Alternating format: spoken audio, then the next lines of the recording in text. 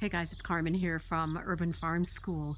I wanted to just shoot a quick little video this morning to show you some of the changes that have been going on here at the Urban Farm Permaculture Project.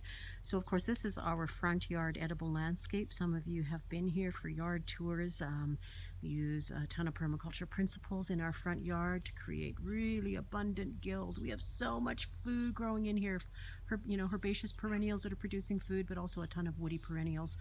Lots of fruit trees and shrubs and so on through here. But that's not really what I wanted to show you today. What I wanted to show you was actually had a lot to do with my neighbor's yard. So over there, actually there used to be 3 massive spruce trees. The new neighbors have moved in this spring. They decided that they were going to take those down. So south is basically right there. So you can imagine this entire front yard driveway that is basically the driveway to nowhere, because the house where the old garage used to be is actually developed into a family room now. You can imagine that there's just a ton more sunlight coming onto this driveway, so it's bathed in sunlight. Actually, this is the only place on our entire property that actually gets 8 hours of sunlight, so we're pretty thrilled. So what we did was we decided to jump on that wonderful occurrence and see if we could establish a little more abundance for ourselves. So one of the first things we did was we used these black buckets here. We've got 4 of them together. These are feed buckets from the farm that cattle feed buckets from the farm that Christian's sister manages with her husband near Brooks.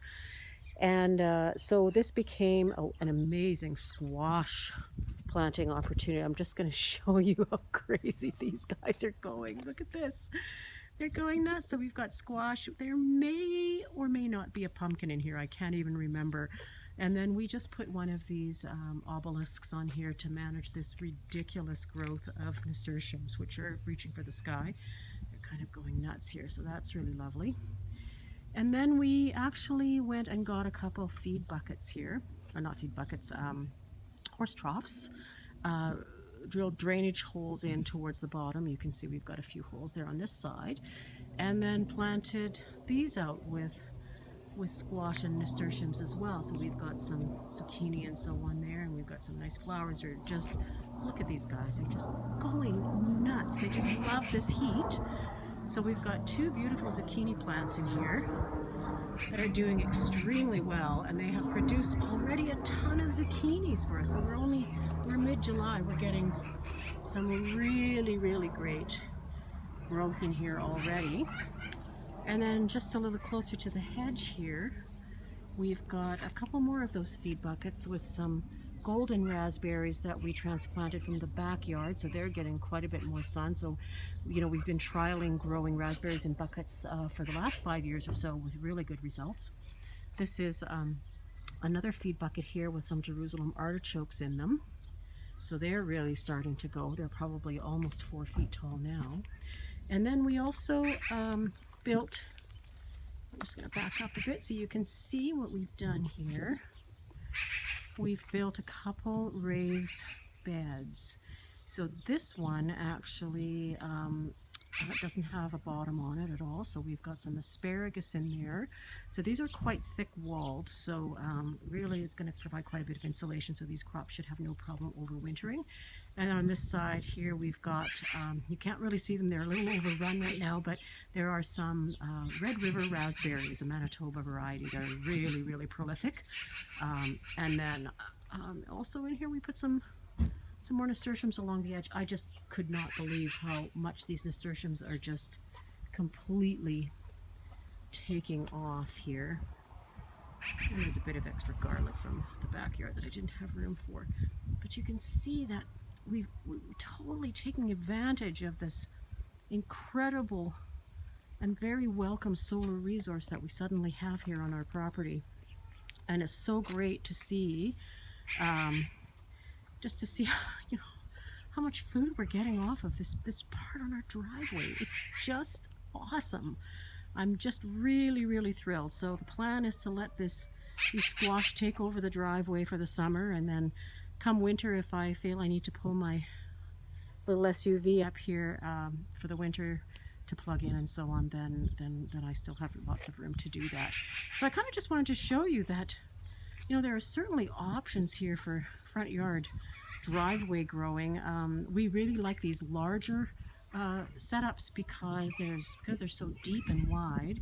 The soil maintains a moisture core, so that's really important for growing in containers, as well as creating the right soil mix. So we really want these guys to do really well in here, and of course, growing in containers means that we're going to be amending that soil, every season. Oh, look at this beautiful, beautiful black and white butterfly here that is enjoying our garden as much as we are. So that's really, really, really awesome. So the reason we chose squash crops for the front, and the raspberries and the perennial species we've got in here, and is because we do get a lot of wildlife pressure in our front yard. So we get deer and rabbits and so on. So we're not growing a lot of tender crops out here, the kinds of things that the deer and rabbits will eat.